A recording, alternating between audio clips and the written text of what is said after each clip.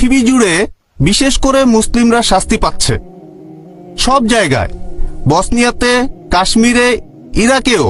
আপনি আপনার লেকচারে বললেন পৃথিবীতে আমরা মানুষরা শাস্তি পেতে পারি। এখন ব্যাপারটা কি এরকমও হতে পারে যে তারা পৃথিবীতে শাস্তি পাবে আবার আখিরাতেও তারা শাস্তি পেতে পারে? ভাই, আপনি প্রশ্ন করলেন যে মুসলিমরা সব জায়গাতে শাস্তি পাচ্ছে, বসনিয়াতে শাস্তি পাচ্ছে, তারপর পৃথিবীর অন্যান্য দেশেও আমরা এখানে শাস্তি পাচ্ছি, আবার আখিরাতেও শাস্তি পাবো। যদি কেউ হয়ে থাকে সত্যিকারের মুসলিম, সত্যিকারের মুসলিম মানে, মুসলিম শব্দের মানে কি আব্দুল্লাহ জাকির সুলতান নয়, মুসলিম মানে আল্লাহর কাছে আত্মসমর্পণ যে করে। সত্যিকারের মুসলিমের জন্য এই বিপর্যয় হচ্ছে একটা পরীক্ষা, এটা কোনো শাস্তি নয়। সবচেয়ে বেশি বিপর্যয় এসেছে নবীগণের উপর, সেজন্য আখিরাতে তারা পাবেন জান্নাত।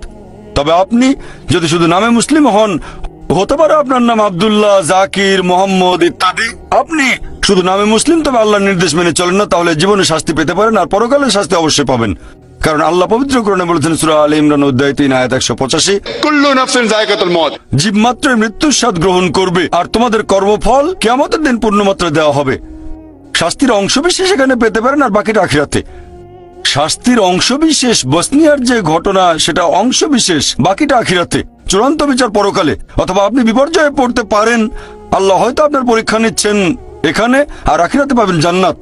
তাহলে আল্লাহর আদেশগুলো মেনে চললে সত্যের পথে থাকবেন, যাই ঘটুক না কেন আপনি বলবেন আলহামদুলিল্লাহ। আশা এবারের প্রশ্ন পুরুষদের থেকে, আমাদের হাতে বেশি সময় নেই, তাহলে শেষ দুইটা প্রশ্ন। হ্যাঁ ভাই। আসসালামু আলাইকুম স্যার, আমি প্রথমবারের মতো ডক্টর নায়কের লেকচার শুনতে এসেছি, আর আপনার যুক্তিগুলো সব মেনে নিয়েছি। নাম আর পেশা বলুন। মুর্তুজা, আমার নাম মুর্তুজা, আর আমি MBA পড়ছি। আমার একটা ছোট প্রশ্ন আছে। আপনি এই লেকচারে বললেন যে আল্লাহ তাআলা জানেন যে প্রত্যেক মানুষ ভবিষ্যতে কোন কোন কাজ করবে। আমরা আমাদের ভবিষ্যতে কি করব? এই পৃথিবী কেন সৃষ্টি হয়েছে? আমি কোথায় পৌঁছাবো? আমি পরের মুহূর্তেও কি করব সেটা আগে থেকেই ঠিক, তাই না? এখন পরীক্ষা শব্দটা কি এখানে সঠিক? কারণ আমরা যখন পরীক্ষা দেওয়ার কথা বলি যুক্তির সাথে, তাহলে পরীক্ষা এমন একটা জিনিস যার ফলাফল আগে জানা যায় না। এখন আমরা যখনই পরীক্ষা শব্দটা বলি সেখানে ফলাফল অজানা, তাহলে এটা কি সঠিক? কারণ যদি এটা জানা থাকে, আল্লাহ জানেন এর ফলাফলটা কি হবে, আমাদের প্রত্যেকের কি হবে, আর আমরা কে কোথায় যাব, তাহলে আমরা এখানে এসেছি কেন? স্যার, আরেকটু বুঝতে পেরেছি। একবার একটা প্রশ্ন প্লিজ। না, এই প্রশ্নটাই শেষ করতে চাই। প্রশ্নটা কমপ্লিট করবেন? হ্যাঁ। আর ছোট একটা ধরেন আপনি একজন বিজ্ঞানী, আপনি কেন একটা গবেষণা করবেন, কিন্তু আপনি জানেন ফলাফলটা কি, তাহলে এখানে এই গবেষণা করার প্রয়োজন কি? ভাই, আপনি প্রশ্ন করলেন, ইনশাআল্লাহ অমুসলিম ভাই বোনদের প্রশ্ন করার সুযোগ দেন। আমরা অমুসলিমদের প্রশ্নের উত্তর দিতে চাই। ভলান্টিয়ারদের বলবো অমুসলিমদের সামনে নিয়ে আসেন। কোন অমুসলিম থাকলে আপনারা লাইন ভেঙে সামনে আসেন, আমাকে প্রশ্ন করতে পারেন, আমরাও সেটা চাই। ভাই মুর্তজা প্রশ্ন করলেন, যখন কোনো একটা পরীক্ষা নেওয়া হয় ফলাফল আগে থেকে জানা থাকে না, ফলাফল জানা থাকলে পরীক্ষা হলো কোথায়? একটা সায়েন্টিফিক টেস্টের রেজাল্ট আগে জানা থাকে না, রেজাল্ট আগে জানলে পরীক্ষাটা হলো কোথায়? সুন্দর প্রশ্ন। কেউ আল্লাহকে পরীক্ষা করবে না, আল্লাহ সব ফলাফল জানেন, তবে আল্লাহ এই পরীক্ষাটা দিচ্ছেন না, পরীক্ষা দিতে হবে আমাদের। আমি আগে ফলাফল জানি না, আমি আমার ফলাফলগুলো জানি না, আমি জানি না বেহেশতে যেতে পারবো কিনা। যদি জানতাম বেহেশতে যাব, তাহলে আজকে কষ্ট করে মাদ্রাজে আসতাম না। এই পৃথিবীর বিভিন্ন দেশে যায়, আমার অনেক পরিশ্রম হয়, আমি তো জানি না আমার জন্য বেহেশত নিশ্চিত কিনা। যদি জানতাম নিশ্চিত বেহেশতে যাব, তাহলে খালি খালি কেন ডাক্তারি ছেড়ে দিয়ে দাওয়া দেবো? আমি জানি না, আমি নিশ্চিত না যে বেহেশতে যেতে পারবো কিনা। আমি আল্লাহ তাআলার কাছে দয়া প্রার্থনা করছি, আমাকে দয়া করো, বেহেশতে দাখিল করো। আমি আল্লাহ তাআলার কাছে দোয়া করছি। এভাবে বলবো না যে আমি খুব ভালো দায়িতা বেহেশতে চলে যাব। যে মানুষটা পরীক্ষা দিচ্ছে সে আগে থেকে ফলাফল জানে না। আপনি জানেন না বেহেশতে যাবেন না দোজখে, আমিও জানি না, তবে আল্লাহ জানেন। আমি আমার লেকচারে একটা উদাহরণ দিয়েছিলাম। একজন টিচার যখন পরীক্ষা নিচ্ছেন, অনেক সময় টিচার ফলাফলটা অনুমান করতে পারেন। টিচার জানেন এই ছাত্র পরীক্ষায় ফার্স্ট হবে, তারপরে এই ফেল করতে পারে। তাহলে কি বলবেন যে আমি পরীক্ষা দিতে যাব না? পরীক্ষা দেবেন আপনি, টিচার পরীক্ষা দেবেন না। এখন বিজ্ঞানী যখন কিছু গবেষণা করেন, সেই বিজ্ঞানী আগে থেকে ফলাফলটা জানেন না, সেজন্য তিনি গবেষণা করেন। আল্লাহ সুবহানাহু ওয়া তাআলা কোনো বিজ্ঞানী নন, আমাদের নিয়ে গবেষণাও করছেন না, এটা ভুল ধারণা। আল্লাহ আমাদের নিয়ে এক্সপেরিমেন্ট করছেন না। আল্লাহ সুবহানাহু ওয়া তাআলা আমাদের স্রষ্টা, বিশ্বজগতের স্রষ্টা। তিনি দুনিয়াতে সৃষ্টি করেছেন আমাদেরকে, এই মানুষকে, যাদের রয়েছে স্বাধীন ইচ্ছা, তিনি জানেন। এখন তিনি আমাদের এই পৃথিবীতে জীবন দিয়েছেন, কারণ যদি তিনি এভাবে আমাদের পরীক্ষা না করেন, তাহলে শেষ বিচারের দিনে আপনি আল্লাহ তাআলাকে প্রশ্ন করবেন, আমাকে কেন দোজখে পাঠালেন? যদি আল্লাহ দোজখে পাঠান, এটা আল্লাহ জানেন, আমি জানি না, তাহলে এটা পরীক্ষা। আর আমি আমার লেকচারে বলেছি যে আল্লাহ সুবহানাহু ওয়া তাআলা সুবিচার করেন। এখানে আল্লাহ কোনো রকম পরীক্ষা দিচ্ছেন না, আমাদেরকে আল্লাহর কোনো প্রয়োজন নেই। আল্লাহ এমনিতেই সবচেয়ে মহান, আমরা এখানে পরীক্ষা দিচ্ছি আর আমরা ফলাফলটা জানি না। যেহেতু ফলাফল জানি না, সেজন্য আমরা যথাসাধ্য চেষ্টা করছি। আর আমরা আল্লাহ তাআলার কাছে দোয়া করব, তিনি যেন আমাদের দয়া করেন, আমাদের ক্ষমা করেন, বেহেশতে দাখিল করেন। আমিন। এবারে পরের প্রশ্ন পুরুষদের মধ্য থেকে। আমার নাম শক্তিবেল, এমআইটিতে বিটেকের ছাত্র। স্যার, আপনি বললেন ঈশ্বর বলেছেন আমি সব পাপ ক্ষমা করব, কিন্তু আমার সাথে শরিক করাকে ক্ষমা করব না।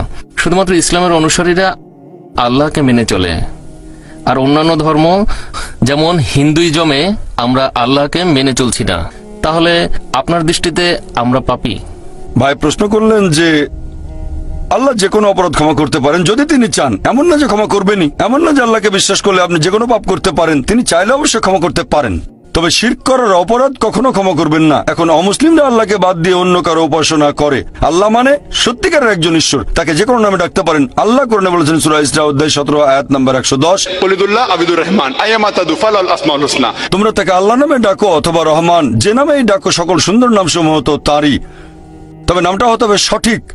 কাউকে জন্ম দেননি, কেবলমাত্র একজন। যদি একমাত্র আল্লাহর ইবাদত করেন, তাকে যে নামেই ডাকেন হতে হবে সুন্দর নাম। সঠিক ধারণা হলে সমস্যা নেই। কিন্তু যদি অন্য কারো উপাসনা করেন, যদি কাউকে শরিক করেন, যেমন অনেকে বলেন যীশু খ্রিস্ট ভাই সাল্লাল্লাহু আলাইহি ওয়াসাল্লাম হলেন ঈশ্বর, আমরা বিশ্বাস করি তিনি আল্লাহ তাআলার রাসূল। যদি তাকে ঈশ্বর বলেন, তাহলে সেটা শুধু পাপই নয়, সবচেয়ে গুরুতর পাপ। পবিত্র কোরআন অনুযায়ী, আমার কথা নয়, কোরআন বলছে সূরা নিসা অধ্যায় 4 আয়াত নাম্বার 48, সূরা নিসা অধ্যায় 4 আয়াত নাম্বার 116। শুধু যে কোরআন বলছে তাই নয়, বাইবেলে কথা বলছে। এমনকি বাইবেলও বলা আছে, সর্বশক্তিমান ঈশ্বর বলেছেন, বুক অব ডিউটেরোনমি অধ্যায় 5 অনুচ্ছেদ 7 থেকে 9, তোমরা সর্বশক্তিমান ঈশ্বরের কোনো প্রতিমা তৈরি করবে না, এটা পাপ। এমনকি ঋগ্বেদও বলছে এটা একটা পাপ। যজুর্বেদ অধ্যায় 32 অনুচ্ছেদ 3 বলছে এটা পাপ। তাহলে শুধু কোরআন একাই বলছে না এটা পাপ, এমনকি হিন্দু ধর্মগ্রন্থ বলছে এটা পাপ। ধরো একজন মুসলিম বলল আমি আল্লাহকে বিশ্বাস করি, তারপর ইবাদত করা শুরু করলো মুহাম্মদ সাল্লাল্লাহু আলাইহি ওয়াসাল্লামকে, নাউজুবিল্লাহ। এটা উদাহরণ দিচ্ছি। সে বলল আমি আল্লাহকে বিশ্বাস করি, তারপর মুহাম্মদ সাল্লাল্লাহু আলাইহি ওয়াসাল্লামকে ইবাদত করা শুরু করলো, তাহলে সে বেহেশতে যেতে পারবে না। একইভাবে কোন খ্রিস্টান যদি এখন যীশু খ্রিস্টের উপাসনা করে, কিন্তু বাইবেল বলছে উপাসনা করা উচিত না, বেদ বলছে অন্য কারো উপাসনা করবে না, তাহলে আপনাদের বেদ অনুযায়ী আপনি হবেন পাপী। তারপর ভগবদ গীতা অনুযায়ী আপনি হবেন পাপী। তারপর উপনিষদ অনুযায়ী আপনি হবেন পাপী। পবিত্র কোরআন অনুযায়ী আপনি হবেন পাপী। খ্রিস্টানদের বাইবেল অনুযায়ী আপনি হবেন পাপী। আশা হ্যাঁ ভাই, আপনি প্রশ্ন করেন একজন অমুসলিম ভাই।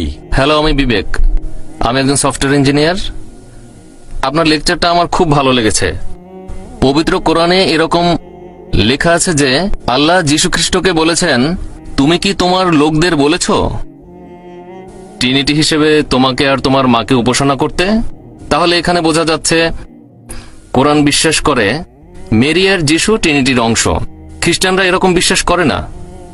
ভাই খুব সুন্দর প্রশ্ন করেছেন যে পবিত্র কোরআন বলছে যীশু খ্রিস্ট কখনোই বলেননি যে তোমরা আমাকে অথবা আমার মাকে উপাসনা করো। আর কোন খ্রিস্টানই মা মেরিকে ঈশ্বর মনে করে না। ভাই, খ্রিস্টান ধর্ম সম্পর্কে আপনার জ্ঞানটা সীমিত। খ্রিস্টান ধর্মের মধ্যে 1000-এরও বেশি উপদল আছে, 1000 তারও বেশি। আমি সবগুলোর নাম জানি না। এরকম একটা উপদলের নাম হচ্ছে ম্যারিয়ান এক্স। তারা বিশ্বাস করে যে ট্রিনিটি, এখানে 3 জনের মধ্যে একজন হলেন মা মেরি। তারা বিশ্বাস করে মা মেরি ঈশ্বর, যদিও এরা সংখ্যায় অনেক কম। এখন তারা আছে কিনা তাও জানি না। তবে আপনি যদি খ্রিস্টান ধর্মের গ্রন্থগুলো পড়েন, সেখানে এরকম উপদলের কথা আছে যারা বিশ্বাস করত যে মা মেরি হলেন ঈশ্বর। আশা করি উত্তরটা পেয়েছেন। আমি খ্রিস্টান ধর্মের অনুসারী। এখন পবিত্র বাইবেলের কোন জায়গায় আমি এরকম দেখিনি যেখানে যীশুখ্রিস্ট বলেছেন যে তোমরা আমার মায়ের উপাসনা করো। এ ব্যাপারে আপনি কি বলেন? ভাই বললেন আপনি নিয়ম মানা খ্রিস্টান, আর আপনি বাইবেলে কোথাও পাননি যেখানে যীশুখ্রিস্ট তার মা মেরিকে উপাসনা করতে বলেছেন। যীশুখ্রিস্ট বাইবেলে এটাও বলেননি যে তোমরা আমার উপাসনা করো, তারপর আপনার উপাসনা করছেন। বাইবেলে যে কথা বলছে কোরআনে সে কথাগুলো বলছে না। কোরআন যেটা বলছে সেটা হলো কিছু লোক মা মেরির উপাসনা করত। একইভাবে বাইবেলও বলছে। আর আপনি পুরো বাইবেল ঘেটে কোথাও পাবেন না যে যীশুখ্রিস্ট বলেছেন, একেবারে পরিষ্কার ভাবে গোটা বাইবেলে একটা অনুচ্ছেদ পাবেন না যেখানে যীশুখ্রিস্ট বলেছেন আমার উপাসনা করো, আমি ঈশ্বর। তারপর খ্রিস্টানরা করে, আপনি করেন না, সেজন্য আলহামদুলিল্লাহ, আপনাকে অভিনন্দন জানাই। যীশুখ্রিস্টকে যদি ঈশ্বর বলে না মানেন তাহলে আলহামদুলিল্লাহ, আপনি ইসলামের আরো কাছে আসলেন।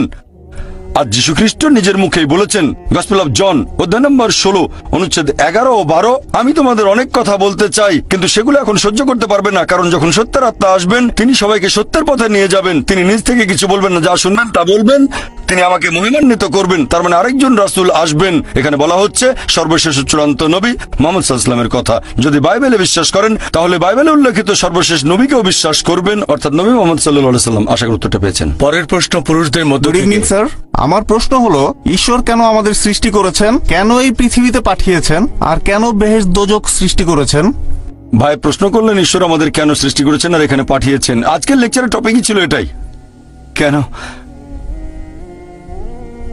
পুরো লেকচারটাই ছিল এই টপিকের উপর যে ঈশ্বর আমাদের কেন সৃষ্টি করেছেন। পরীক্ষা করার জন্য। এখন ধরেন কেউ একজন পরীক্ষা দিতে বসেছে, এমবিবিএস পরীক্ষা। এখন তো আপনি বলেছেন আমাদের পরীক্ষা নেওয়া হচ্ছে। হ্যাঁ, সেটাই বলছি, পুরো লেকচারের টপিক ছিল এটাই। আর আপনি যদি ঈশ্বর আমাদের মানুষ হিসেবে সৃষ্টি করেছেন কেন, আচ্ছা, তার প্রয়োজন কি? ভালো, ঈশ্বর কেন মানুষ হিসেবে সৃষ্টি করেছেন? আচ্ছা, এটা খুব ভালো প্রশ্ন। ঈশ্বর কেন আমাদের মানুষ হিসেবে সৃষ্টি করেছেন আমি আরেকটা দৃষ্টিভঙ্গি থেকে বলছি। আপনারা দেখবেন আল্লাহ পবিত্র কোরআনে বলেছেন যে আল্লাহ যখন জিজ্ঞেস করলেন কারা মানুষ হিসেবে পৃথিবীতে আসতে চায়, তখন পাহাড় পর্বতেরা সবাই বলেছিল না, কিন্তু মানুষ অজ্ঞতায় সে বলল হ্যাঁ আমি মানুষ হিসেবে আসতে চাই। কারণ আল্লাহর অন্যান্য সৃষ্টির কোনো স্বাধীন ইচ্ছা নেই, যেমন ফেরেশতাগণের কোনো স্বাধীন ইচ্ছা নেই, তবে আপনি মানুষ হিসেবে জন্মালে স্বাধীন ইচ্ছা থাকবে। এই স্বাধীন ইচ্ছা থাকার পরও যদি আল্লাহকে মেনে চলেন তাহলে ফেরেশতাগণের উপরে চলে যাবেন, আর স্বাধীন ইচ্ছা থাকার পরে যদি আল্লাহকে না মানেন তাহলে ফেল করবেন। তাহলে আমরা মানুষরা অজ্ঞ, আমি সহ, আমি অজ্ঞ। আমি বলি আমি পরীক্ষায় ডিস্টিংশন পাবো অনেক নম্বর, কিন্তু কোরআন বলছে আমরা মানুষরা অজ্ঞ, আমরা পরীক্ষা দিতে রাজি হয়েছি, এখন পরীক্ষা চলছে। আমার স্মৃতিতে সেটা নেই, শেষ বিচারের দিনে আল্লাহ সেই স্মৃতি দিয়ে দেবেন। আল্লাহ পবিত্র কোরআনে বলেছেন, আল্লাহ কথা দিয়েছেন সূরা আরাফ অধ্যায় নম্বর 7 আয়াত নম্বর 172, আমি আদম সন্তানের পৃষ্ঠদেশ থেকে তাদের বংশধরদের বের করি আর তাদের বলি তোমরা কি মানো আল্লাহ একজন? তারা বলে হ্যাঁ আমরা মানি। এখন স্মৃতিটা আমাদের মাথায় নেই, শেষ বিচারের দিনে আল্লাহ স্মৃতিটা আবার মাথায় দিয়ে দেবেন। আমরা অজ্ঞ বোকা, তাই বলেছিলাম আমরা পরীক্ষা দিতে রাজি আছি। ধরেন কেউ এমবিবিএস পরীক্ষা দেওয়ার ইচ্ছা করলো, টিচারও বললেন দাও, সে মেডিকেল কলেজে অ্যাডমিশন পেলে সমস্যা নেই, পরীক্ষা দেবে। যদি ফেল করে সেটা তার সমস্যা, যদি পাস করে তার সুবিধা। বুঝতে পারলেন? এক একজনের পরীক্ষা এক এক রকম, কে কেমন প্রশ্ন পাবে সেটা নির্ভর করবে টিচারের উপর। এভাবে বলবেন না যে স্যার আমাকে এই প্রশ্নটা দিলেন কেন, এটা পুরোপুরি সেই টিচারের হাতে। তিনি আপনাকে দিতে পারেন 1 নম্বর বা 2 নম্বর প্রশ্ন, সেই প্রশ্ন আসতে পারে 3 নম্বর বা 5 নম্বর অধ্যায় থেকে। একইভাবে আল্লাহ সুবহানাহু ওয়া তাআলা এক একজন মানুষকে এক একভাবে পরীক্ষায় ফেলেন। কিছু মানুষকে বানান তিনি ধনী, কিছু মানুষকে বানান গরিব, কিছু মানুষ স্বাস্থ্যবান, কিছু মানুষ অসুস্থ। তবে আল্লাহ তাআলা যার যেভাবে পরীক্ষা নেবেন সেভাবেই তার বিচার করবেন। যদি পরীক্ষাটা কঠিন হয়ে থাকে তাহলে টিচার খাতা দেখবেন ছাড় দিয়ে, আর যদি পরীক্ষা সোজা হয় টিচার তাহলে খাতা দেখবেন কড়া হয়ে। একইভাবে আল্লাহ সুবহানাহু ওয়া তাআলা যাকে যে সুযোগ সুবিধা দিয়েছেন তার উপর নির্ভর করে বিচার করবেন, আর তিনি শ্রেষ্ঠ সুবিচারক। আশা করি উত্তরটা পেয়েছেন। এবারের প্রশ্ন মহিলাদের মধ্য থেকে। আসসালামু আলাইকুম ওয়া রাহমাতুল্লাহি ওয়া বারাকাতুহু। আল্লাহ জানেন মানুষ পাপই করবে, যদি তাদের আবার পৃথিবীতে পাঠানো হয় দোজখের আগুনের স্মৃতিটা মুছে দিয়ে। এখন আল্লাহ কেন পৃথিবীর সব মানুষকে দেখালেন না যে তারা পরকালে জীবনে এরকম শাস্তি পাবে? তাহলে মানুষ সবকিছু নিজের চোখে দেখে আল্লাহকে ভয় করত আর সঠিক পথে চলতো। বোন খুব সুন্দর প্রশ্ন করেছেন যে আমরা যদি পরকালের জীবনে দোজখের আগুন সত্যি সত্যি দেখতে পেতাম সবাই তাহলে বিশ্বাস করত আর কেউ খারাপ কাজ করত না। কিন্তু আল্লাহ তাদের ফিরিয়ে নিয়ে স্মৃতি মুছে ফেলবেন না, কারণ তাহলে তারা আবার একই ভুল করবে। আল্লাহ তাদের এখানে দেখাচ্ছেন না কেন? খুব সুন্দর প্রশ্ন বোন। আল্লাহ এখানেও কিছু নিদর্শন দেখান। আল্লাহ পবিত্র কোরআনে বলেছেন দোজখের আগুন সম্পর্কে, কিন্তু অনেকে বলে আরে দোজখে কে যাবে, আগুন তো নাও থাকতে পারে। আমরা মনে করি বেহেশত আবার কোথায়, এ ব্যাপার নিয়ে পরে চিন্তা ভাবনা করবো। আরে এটা বিশ্বাস করি না, যদিও আল্লাহ বলেছেন, তবে আমরা সেটা বিশ্বাস করি না। এরপর ট্রেলার, আল্লাহ আপনাকে ট্রেলার দেখাবেন, মানে হাইলাইটস এখানেই। যেমন ধরেন এইডস, আল্লাহ পবিত্র কোরআনে বলেছেন তিনি আগে শাস্তি দিয়েছেন অনেক জাতিকে, অনেক কম বা সম্প্রদায়কে তিনি পুরোপুরি ধ্বংস করে দিয়েছিলেন কওমে লূত, এছাড়া অনেক কম। এখনকার দিনে আছে এইডস, 80 দশকের শুরু, 80 প্রথম দিকে। এটা একটা শাস্তি, আল্লাহর তরফ থেকে শাস্তি। অ্যাকোয়ার্ড ইমিউন ডেফিসিয়েন্সি সিনড্রোম, এটা একটা শাস্তি। প্রথমে হোমোসেক্সুয়ালদের হলো, তারপর হেটারোসেক্সুয়ালদের হলো, যারা অবৈধ যৌনাচার করেছে। তাহলে দেখতে পাচ্ছি আল্লাহ তার নিদর্শন দেখাবেন, এই সবকিছু নিদর্শন। যেমন ধরেন বসনিয়া, এটা একটা বিপর্যয় বসনিয়ার লোকদের জন্য। দুই দিক থেকেই কিছু মানুষ অন্যায় করেছে, তারা ছিল মুসলিম। তারা কেমন ছিল? বেশিরভাগই ছিল নিয়ম না মানা মুসলিম, ইসলাম সম্পর্কে জানতো না। আল্লাহ বিপর্যয় দিয়েছেন। হয়তো কিছু মানুষ ছিল ভালো, আর আল্লাহ বলেছেন যখন তিনি শাস্তি দেন সেখানে যারা পাপ করেনি তারাও শাস্তি পেতে পারে, তাদের জন্য এটা পরীক্ষা। আল্লাহ যখন কাউকে বিপর্যয়ে ফেলেন সেখানে অনেকে হয়তো পাপী নয়, আল্লাহ পবিত্র কোরআনে বলেছেন এমনকি তারাও বিপর্যয়ে পড়তে পারে, তবে তাদের জন্য এটা পরীক্ষা, তাদের জন্য পরীক্ষা। বোন, এখন পৃথিবীতে কি ঘটছে দেখেন, কি ঘটছে বসনিয়াতে, তারপর অন্যান্য দেশে দেখেন, ইরাকে কি ঘটছে, এসবই হচ্ছে পরীক্ষা। কিন্তু আমরা এখানে কি করছি? আমরা বলি এটা তো বসনিয়াতে ঘটেছে, ভারতে কিছু হয়নি। ঘটনা ঘটেছে গুজরাটে, মাদ্রাজে কিছুই হয়নি। এই সবই নিদর্শন বোন, আল্লাহ এভাবে ট্রেলার দেখাচ্ছেন। আর আপনারা যদি এই বইটা পড়েন, সর্বশেষ ও চূড়ান্ত আসমানি কিতাব পবিত্র কোরআন, তাহলে জানতে পারবেন তিনি আমাদের স্রষ্টা, একমাত্র তার ইবাদত করা উচিত, আর তিনি আমাদের যা দেন তাতে আমরা বলবো আলহামদুলিল্লাহ। আশা করি উত্তরটা পেয়েছেন। মানুষ অনেক টাকা পয়সা খরচ করে, আর কোরআন ও মৃতব্যয়িতা সম্পর্কে বলছে পবিত্র কোরআনে সূরা ইসরার 26 ও 27 নম্বর আয়াতে উল্লেখ আছে যে আত্মীয় স্বজনকে দেবে তাহার প্রাপ্য, এবং অভাবগ্রস্ত ও মুসাফিরকেও, এবং কিছুতেই অপব্যয় করিও না। যাহারা অপব্যয় করে তাহারা শয়তানের ভাই, এবং শয়তান তার প্রতিপালকের প্রতি অতিশয় অকৃতজ্ঞ। আর আজকের দিনে পুরো পৃথিবীতে পশ্চিমা বিশ্ব সহ কারো সম্পদ থাকলে আরো সম্পদ অর্জন করতে চায়। আপনি নিজের সম্পত্তি দিয়ে অন্যের সম্পত্তি গ্রাস করবেন, বাংলায় এটাকে বলা হয় ঘুষ।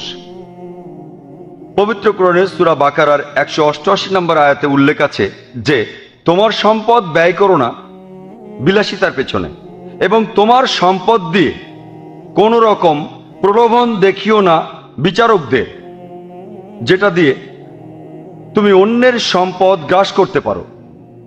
যার অর্থ আপনার সম্পদ দিয়ে ঘুষ দেবেন না, বিচারকদের প্রলোভন দেবেন না, যেটা দিয়ে আপনি অন্যের সম্পদ গ্রাস করতে পারেন। ঘুষ সম্পূর্ণ নিষিদ্ধ ইসলামে। পবিত্র কোরআনে সূরা হুজুরাতের 11 এবং 12 নম্বর আয়াতে উল্লেখ আছে যে একদল মানুষ আরেক দলের দিকে তাকিয়ে উপহাস করে হেসো না, কারণ তোমরা জানো না তাদের মধ্যে কোন দল ভালো। একদল মহিলা আরেক দলের দিকে উপহাস করে হেসো না, কারণ তোমরা জানো না তাদের মধ্যে কোন দল ভালো। একজন আরেকজনকে অবজ্ঞা করো না, একজন আরেকজনের প্রতি ব্যঙ্গ করো না, সন্দেহ করো না, কারণ অনেক ক্ষেত্রে সন্দেহ করা পাপ। কারো উপর নজরদারি করো না, পেছন থেকে কাউকে আঘাত করো না, একজন আরেকজনকে অবজ্ঞা করো না, এবং পেছন থেকে কুৎসা রটিও না, পেছন থেকে কাউকে আঘাত করো না। তুমি কি মাংস খেতে প্রস্তুত তোমার মৃত ভাইয়ের? কোরআন বলছে যদি আপনি কাউকে পেছন থেকে আঘাত করেন, আক্রমণ করেন, এটা যেন আপনি আপনার মৃত ভাইয়ের মাংস খাচ্ছেন। আর মৃত কারো মাংস খাওয়া কোরআনে সম্পূর্ণ হারাম। কারোর সম্পর্কে বদনাম করা কোনো প্রমাণ ছাড়া, কুৎসা রটানো কোনো প্রমাণ ছাড়া ইসলামে সম্পূর্ণ নিষিদ্ধ। কারো পেছন থেকে কুৎসা রটানো উপযুক্ত প্রমাণ ছাড়া আরো বড় অন্যায়। মৃত কিছুর মাংস খাওয়া অন্যায়, আর মৃত ভাইয়ের মাংস খাওয়া। নরমাংসভোজীরা মানুষের মাংস খায়, এমনকি তারাও মৃত ভাইয়ের মাংস খায় না। তাই পেছন থেকে কাউকে আঘাত করা মৃত ভাইয়ের মাংস খাওয়ার সমান। কোরআন বলছে এটা ঘৃণা করো। মত প্রকাশের স্বাধীনতার নামে এই পেছন থেকে আঘাত ও কুৎসা রটানো পশ্চিমা বিশ্বের সব জায়গায় এটা পাবেন। মানুষ একে অন্যকে অপমান করছে, কুৎসা রটাচ্ছে, আর বলছে এটা মত প্রকাশের স্বাধীনতা।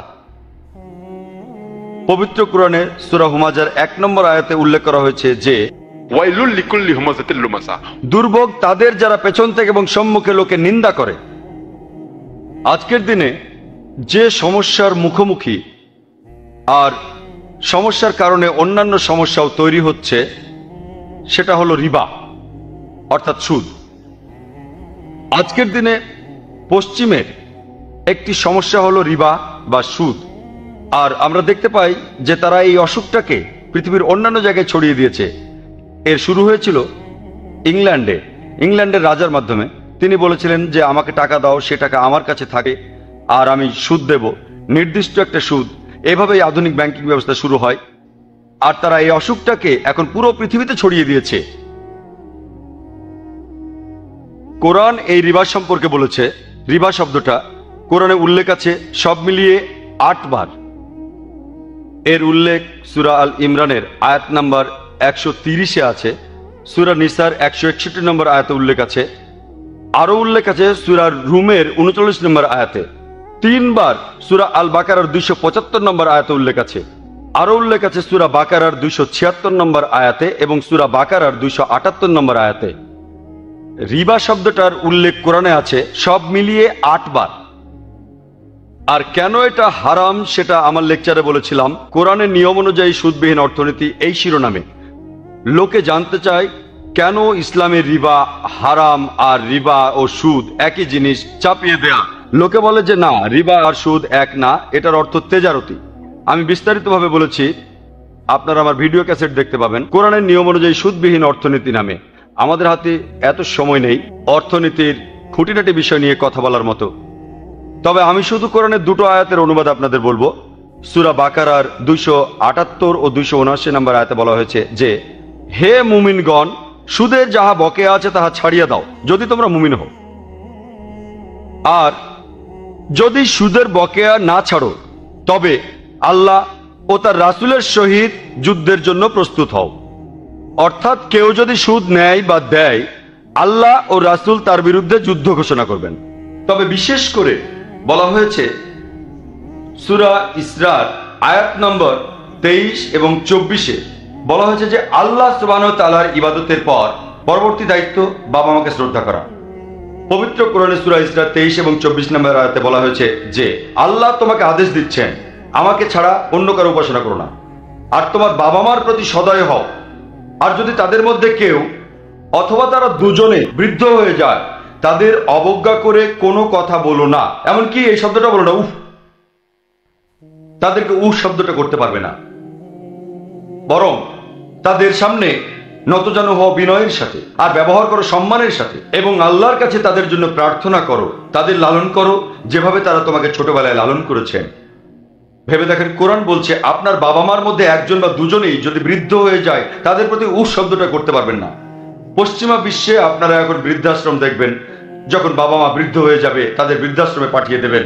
ইসলামে বৃদ্ধাশ্রম নামে কোনো কিছু নেই। এটা সন্তানের দায়িত্ব, আত্মীয় স্বজনের দায়িত্ব বয়স্ক লোকদের দেখাশোনা করা, তাদের সম্মান করতে হবে, তাদের ভালোবাসতে হবে, তাদের প্রতি হতে হবে সহানুভূতিশীল। আর পশ্চিমা বিশ্বে যেটা হয়, সন্তানেরা বড় হওয়ার আগে বাবা মা তাদের লালন পালন করেন, আর যখনই সন্তানেরা ভাবে তারা বড় হয়ে গেছে, তখনই বাবা মার দিক থেকে মুখ ফিরিয়ে নেয়। পশ্চিমা বিশ্বের আরেকটা সমস্যা হলো ব্যভিচার, অবাধ যৌনাচার। পবিত্র কোরআনে সূরা ইসরার 32 নম্বর আয়াতে উল্লেখ আছে যে ব্যভিচারের কাছাকাছি এসো না, কারণ এটা ক্ষতিকর আর অন্যান্য ক্ষতিকর জিনিসের পথ খুলে দেয়। ব্যভিচার ক্ষতিকর আর অন্যান্য ক্ষতিকর জিনিসের পথ খুলে দেয়। আর এই কারণে ইসলামে বিয়ে করা বাধ্যতামূলক। ইসলামের সন্ন্যাস ব্রত বলে কিছু নেই। আমাদের প্রিয় নবী মুহাম্মদ সাল্লাল্লাহু আলাইহি ওয়াসাল্লাম বলেছেন, এর উল্লেখ আছে সহিহ বুখারীতে 7 নম্বর খণ্ডে, বইয়ের নাম নিকাহ, 3 নম্বর অধ্যায়, 4 নম্বর হাদিস, যে ও যুবক যুবতীরা, যাদের বিয়ে করার সামর্থ্য আছে তাদের বিয়ে করা উচিত। প্রিয় নবী আরো বলেছেন, যে বিয়ে করে সে তার দিনের অর্ধেক পূরণ করে। কেউ একজন আমাকে একবার প্রশ্ন করেছিল যে এর অর্থ কি এই যে আমি যদি 2টো বিয়ে করি দিনের পুরোটা পূরণ হবে? এটা বলে কি নবী বোঝাচ্ছেন যে বিয়ে অর্ধেক দিন পূরণ করে? তিনি যা বোঝাচ্ছেন সেটা হলো বিয়ে আপনাকে রক্ষা করে অবাধ যৌনাচার থেকে, সমকামিতা থেকে, ব্যভিচার থেকে, যেটা আমাদের সমাজের জন্যও ক্ষতিকর। শুধুমাত্র বিয়ে করলেই স্বামী বা স্ত্রী হিসেবে আপনার দায়িত্ব থাকবে, শুধুমাত্র বিয়ে করলেই বাবা অথবা মা হিসেবে আপনার দায়িত্ব থাকবে, আর এই দায়িত্ব খুবই গুরুত্বপূর্ণ ইসলামে। সেজন্য পবিত্র কোরআন বলছে যে বিয়ে করা বাধ্যতামূলক, একটি পবিত্র চুক্তিনামা। বলা হয়েছে সূরা নিসার 21 নম্বর আয়াতে। আল্লাহ সুবহানাহু ওয়া তাআলা সূরা রুমের 21 নম্বর আয়াতে বলছেন যে আল্লাহর নির্দেশাবলী হচ্ছে যে তিনি তোমাদের মধ্য থেকে তোমাদের সঙ্গীদের সৃষ্টি করেছেন যেন তোমরা তাদের কাছ থেকে শান্তি পাও, এবং তোমাদের মধ্যে পারস্পরিক ভালোবাসা এবং দয়া সৃষ্টি করেছেন। বিয়ে করা ইসলামে বাধ্যতামূলক। আজকের দিনে পশ্চিমা বিশ্বের সবচেয়ে বড় সমস্যা হচ্ছে, যেটা প্রাচ্যে অত বড় সমস্যা নয়, সেটা হচ্ছে অতিরিক্ত সংখ্যক মহিলা। পশ্চিমা বিশ্বে মেয়েদের সংখ্যা বেশি, প্রাচ্যে এমনটা হয়নি। তার কারণ হলো মেয়ে শিশুদের হত্যা করা। এই খারাপ চর্চাটা বন্ধ হলে এমনকি প্রাচ্যেও এই সমস্যা দেখা দিতে পারে। যদি ভালোভাবে দেখেন, পবিত্র কোরআন বলছে আর সমাধানও দিচ্ছে এই সমস্যা। সূরা আল নিসার 3 নম্বর আয়াতে বলা হয়েছে যে তোমাদের পছন্দ মতো মেয়েকে বিয়ে করো, 2, 3 বা 4 জনকে। তবে যদি ন্যায় বিচার করতে না পারো তাহলে একজনকে বিয়ে করো। তার অর্থ একজন লোক 2, 3 বা 4টা বিয়ে করতে পারে যদি সে ন্যায় বিচার করতে পারে, না পারলে একজনকে বিয়ে করতে হবে। একই সাথে সূরা নিসার 129 নম্বর আয়াতে উল্লেখ করা হয়েছে যে এটা অসম্ভব যে তোমার সব স্ত্রীকেই সমানভাবে দেখবে, তবে তাদের কারো উপর থেকে মুখ ফিরিয়ে নিও না। এখানে কোরআন যা বোঝাতে চাচ্ছে, ন্যায় বিচার বলতে ভালোবাসার কথা বলছে। এটা কঠিন, এটা অসম্ভব। ভালোবাসা সব স্ত্রীকে সমানভাবে। এমনকি একজন মা ভালোবাসেন তার সন্তানদের, কিন্তু কোনো মাই বলতে পারবেন না যে আমি পুরোপুরি একই রকম ভালোবাসি আমার সন্তানদের। এটা সম্ভব না। তিনি সব সন্তানকে ভালোবাসেন, আলহামদুলিল্লাহ, খুব ভালোবাসেন, কিন্তু কোনো মাই বলতে পারবেন না আমি আমার সন্তানদের একেবারে একই রকম ভালোবাসি। কিছু কম বেশি এখানে হবেই, তবে সব মিলিয়ে কোনো অবিচার হবে না। তাই কোরআন বলছে এটা অসম্ভব যে তাদের সবাইকে সমানভাবে দেখবে, তবে তাদের থেকে মুখ ফিরিয়ে নিও না। অন্যান্য সব ব্যাপারে যেমন টাকা পয়সা, সময় ইত্যাদি, তোমার স্ত্রীদের প্রতি ন্যায় বিচার করো। এক স্ত্রীকে বাড়ি কিনে দিলে অন্য স্ত্রীর জন্য বাড়ি পায়। সেজন্য কোরআন বলছে শুধুমাত্র তখনই একটার বেশি বিয়ে করতে পারো যদি তুমি ন্যায় বিচার করতে পারো। যদি না পারো এটা করো না। ধরুন আমি মেনে নিলাম পশ্চিমা দর্শন, অমুসলিমদের দর্শন যে একজন লোক মাত্র একটাই বিয়ে করতে পারবে। আর ধরুন আমার বোন আমেরিকায় বসবাস করে, মনে করুন মার্কেট একেবারে পরিপূর্ণ, প্রত্যেকটি পুরুষ তার নিজের জন্য একটি মেয়েকে বিয়ে করেছে, তারপরও 3 কোটি মেয়ে থাকবে যারা তাদের জীবন সঙ্গী পাবে না। 78 লক্ষ জন মেয়ে অতিরিক্ত আর 2.5 কোটি গে যদি যোগ করেন, সব মিলিয়ে 3 কোটিরও বেশি মেয়ে তাদের জীবন সঙ্গী পাবে না। তাহলে একটাই মাত্র পথ খোলা থাকে আমার বোনের জন্য।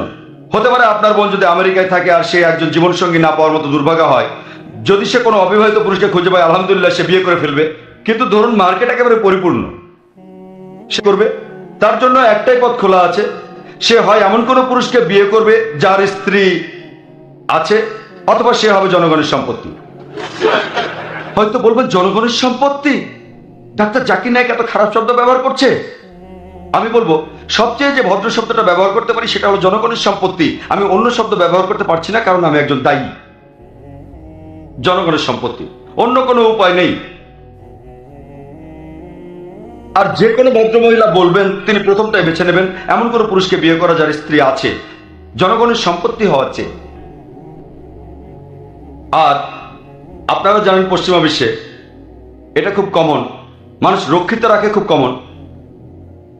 আমেরিকার পরিসংখ্যান আমাদের বলে যে গড়ে একজন মানুষের 8 জন আলাদা যৌনসঙ্গী থাকে।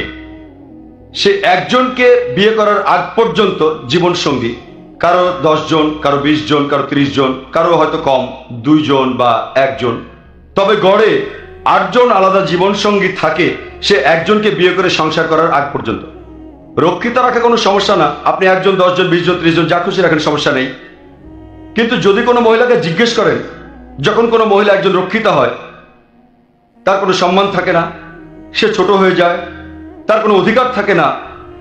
যদি সেই মহিলার সাথে তুলনা করেন, যে মহিলা হলো কোনো লোকের দ্বিতীয় স্ত্রী, সে সম্মান পায়, সবাই শ্রদ্ধা করে, তার অধিকারও থাকে। আমরা ইসলামে আলহামদুলিল্লাহ মহিলাদের উপযুক্ত সম্মান দিই। পশ্চিমা বিশ্বের লোকজন খুব সহজেই এটা মেনে নেয় যে একজন লোকের অনেক রক্ষিতা আছে, কিন্তু একজন লোকের একাধিক স্ত্রী আছে এটা মানতে পারে না। ইসলামের কাছে মানব জাতির এই সমস্যাগুলির সমাধান আছে। আপনি যদি ভালোভাবে দেখেন, বেশিরভাগ ধর্ম ভালো কথা বলে, ডাকাতি করো না, ঠকিও না ইত্যাদি।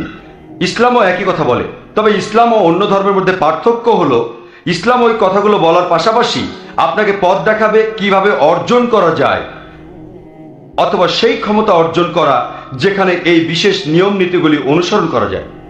উদাহরণস্বরূপ সব প্রধান ধর্মগুলি পশ্চিমা বিশ্ব সহ বলে যে কোনো মানুষের ডাকাতি করা উচিত না। আপনি যদি আমেরিকান সংবিধান পড়েন, বলা হয়েছে যে কোনো নাগরিকের ডাকাতি করা উচিত না, তারপরও যদি কেউ করে তার জন্য বিশেষ কিছু বিধান আছে, তবে এটা খুব বেশি কিছু করে না। ইসলামও বলে তুমি ডাকাতি করো না, তবে ইসলামের কাছে সমাধান আছে। ইসলাম পথ দেখায় কিভাবে এই অবস্থা অর্জন করবেন যেখানে মানুষ ডাকাতি করবে না। ইসলাম ধর্মে জাকাতের ব্যবস্থা আছে সেই ধনী লোকদের জন্য যাদের প্রয়োজনের অতিরিক্ত সম্পদ আছে। 85 গ্রাম সোনা সে সেই সঞ্চয়ের 2.5% দান করে দেবে প্রতি আরবি বছরে। যদি প্রত্যেক ধনী লোক জাকাত দেয়, পৃথিবীতে দারিদ্র বলে কিছুই থাকবে না, একজন মানুষকেও না খেয়ে মরতে হবে না। আর পবিত্র কোরআনে সূরা মাইদার 38 নম্বর আয়াতে বলা হয়েছে যে যে কোনো চোর, পুরুষ চোর এবং নারী চোর, তাহাদের হস্তচ্ছেদন করো, ইহা তাহাদের কৃতকর্মের ফল এবং আল্লাহর পক্ষ হতে আদর্শ দণ্ড। অমুসলিমরা বলবে, পশ্চিমারা, হাত কেটে ফেলা। আজকের এই বিজ্ঞান আর প্রযুক্তির দিনে ইসলাম একটা বর্বরসুলভ ধর্ম, এটা খুবই নিষ্ঠুর আইন। আর তারা মনে করে যে যদি আপনি সৌদি আরবে যান, যেখানে এই আইন প্রচলিত আছে, সেখানে প্রতি 2 জনের মধ্যে একজনের হাত কাটা। আমি সৌদি আরবে কয়েকবার গিয়েছি, আমি এমন একজন মানুষকেও দেখিনি যার হাত কাটা হয়েছে। অবশ্য কিছু লোক থাকবে যারা শাস্তি পেয়েছে, তবে পশ্চিমারা এটাকে যতটা প্রকট মনে করে ব্যাপারটা তেমন না। তারা বলে যদি কেউ ডাকাতি করে, তার যদি হাত কেটে ফেলা হয়, তার পরিবারের কি হবে, তার সন্তানদের কি হবে ইত্যাদি। এটা খুব নিষ্ঠুর কাজ। আমি বলবো ইসলামই সে ব্যবস্থা করবে। যদি কারো সমস্যা থাকে, ইসলামী সরকার তার পরিবারের দেখাশোনা করবে। তবে প্রশ্ন হচ্ছে কতজন মানুষের হাত কাটা হবে? আইনের কারণে কেউ ডাকাতি করার সাহস পাবে না, খুবই কঠিন। তাহলে শাস্তিটা দেওয়া হবে কাকে? অন্যায়টাই কেউ করেনি, তাহলে এই শাস্তি প্রয়োগ করার কথাই আসবে কেন? বর্তমানে আমেরিকা পৃথিবীর সবচেয়ে উন্নত দেশগুলির মধ্যে একটি। আপনি কি জানেন আমেরিকার অপরাধের হারও অনেক বেশি, চুরি, ডাকাতি। আমি একটা প্রশ্ন করি, যদি আমেরিকা ইসলামী শরিয়া প্রচলন করা হয় যে সব ধনী লোকেরা জাকাত দেবে, এরপরও কোনো নারী বা পুরুষ চুরি করলে সে নারী বা পুরুষের হাত কেটে ফেলা হবে শাস্তি হিসাবে, আমি প্রশ্নটা করি, এতে করে আমেরিকায় সন্ত্রাস, চুরি, ডাকাতির হার কি বেড়ে যাবে, একই রকম থাকবে, নাকি কমে যাবে? কি হবে সেখানে? চুরি ডাকাতি বাড়বে, একই রকম থাকবে, নাকি ওগুলো কমে যাবে? এগুলো কমে যাবে। আর এটাই কার্যকর আইন। ইসলামের শরিয়া প্রয়োগ করলে তার ফলও পাবেন। সেই জন্য আমি বলেছিলাম যে ইসলাম ভালো কথাগুলি বলার পাশাপাশি আপনাকে পথ দেখাবে কিভাবে এগুলো অর্জন করা যায়। আর এই কারণে পশ্চিমাদের অনেকেই ইসলাম গ্রহণ করে। এরপর পবিত্র কোরআন বলছে যদি কোনো লোক কোনো মহিলাকে ধর্ষণ করে, এর শাস্তি হবে মৃত্যুদণ্ড। পশ্চিমারা বলবে মৃত্যুদণ্ড? এই বিজ্ঞান আর প্রযুক্তির যুগে, এই একবিংশ শতাব্দীতে ইসলাম একটা বর্বরসুলভ ধর্ম, তারা বলবে। কিন্তু আমি পশ্চিমাদের এই প্রশ্নটা করেছি, ওখানে কয়েকবার গিয়েছি, যে ধরুন কেউ একজন, আল্লাহ না করুক, আপনার স্ত্রী বা মাকে ধর্ষণ করলো, আর ধরুন আপনি সেখানে বিচারক, ধর্ষককে আপনার সামনে নিয়ে আসা হলো, আপনি তাকে কি শাস্তি দেবেন? বিশ্বাস করুন তারা সবাই বলছে তারা সেই ধর্ষককে মৃত্যুদণ্ড দেবে। কেউ কেউ এটাও বলছে তাদের কষ্ট দিয়ে মারবে। তারা এমন বলে কেন? কেন এই দুই মুখনীতি? অন্য কারো স্ত্রী বা মাকে ধর্ষণ করা হলে কেউ কেউ বলে ও মৃত্যুদণ্ড একটা বর্বর আইন, আর আপনার স্ত্রী বা মাকে ধর্ষণ করা হলে তাকে মৃত্যুদণ্ড দেবেন। কেন এই দুই মুখ আইন? মাত্র একজন লোক, একজন পশ্চিমাবাসী আমাকে অন্যরকম উত্তর দিয়েছে। তিনি আমাকে বলেছেন যে প্রথমে যদি কোনো ধর্ষণকারী আমার স্ত্রীকে ধর্ষণ করে, তাহলে আমি তাকে 7 বছরের কারাদণ্ড দেব, আর এরপর যদি সে আমার স্ত্রী বা অন্য কাউকে ধর্ষণ করে, তাহলে আমি তাকে মৃত্যুদণ্ড দেব। ওখানে অনেক স্মার্ট লোক আছে যারা এভাবে উত্তর দেয়, স্মার্ট লোক। আমি তাকে বললাম, ভাই তুমি কি আমেরিকার পরিসংখ্যান জানো, যেটা আমরা জানি? যদি কোনো লোক ধর্ষণের কারণে দোষী হয়, আমেরিকান সরকার বলে তাকে 7 বছরে সশ্রম কারাদণ্ড দেওয়ার আইন আছে। কিন্তু পরিসংখ্যান আমাদের বলে যে ধর্ষণের দায়ে সাজাপ্রাপ্ত লোকেরা জেল খাটার পর যখন তারা মুক্তি পায়, তাদের শতকরা 95 জনই আবার ধর্ষণ করে। আমি সেই পশ্চিমাকে বলেছিলাম, সে আমেরিকানকে, যে আপনি যদি চান আপনার স্ত্রী আবার ধর্ষিত হোক, সেটা আপনার ব্যাপার, তাকে 7 বছরের জেল দিয়ে মৃত্যুদণ্ড দেবেন। যদি আপনি চান আপনার মা ধর্ষিত হোক বারবার, আপনি সে আইন প্রয়োগ করুন। তারপর সে যখন পরিসংখ্যান শুনলো, তখন বলল যে এই যদি অবস্থা হয় তাহলে তাকে আমি প্রথমবারই মৃত্যুদণ্ড দেব। ইসলামের সমাধান আছে। আজকের দিনে আমেরিকায় পরিসংখ্যান অনুযায়ী, FBI এর পরিসংখ্যান অনুযায়ী 1990 সালে বলা হয়েছে যে পুরো এক বছরে 1990 সালে 1,02,555টি ধর্ষণের কেস রিপোর্ট করা হয়েছে। আরো বলছে যে যতগুলি কেস রিপোর্ট করা হয়েছে সেসব কেসের মাত্র 16%। যদি আপনি ওই বছরে ধর্ষণের সংখ্যা জানতে চান, এটাকে 6.25 দিয়ে গুণ করুন, তাহলে আপনি দেখবেন 6,40,968টি ধর্ষণের ঘটনা ঘটেছে শুধুমাত্র 1990 সালে। যদি এটাকে বছরের 365 দিন দিয়ে ভাগ করেন, প্রত্যেক দিন গড়ে 1990 সালে 1,756টি ধর্ষণের ঘটনা ঘটেছে। আমি আরেকটা পরিসংখ্যানের কথা বলবো পরবর্তীতে, যেখানে বলছে যে প্রত্যেক দিন 1,900-রও বেশি ধর্ষণের ঘটনা ঘটে শুধুমাত্র আমেরিকাতে। বছরটা দেয়া ছিল না, হতে পারে 92 বা 93 সালে। আমেরিকা এখন অনেক সাহসী।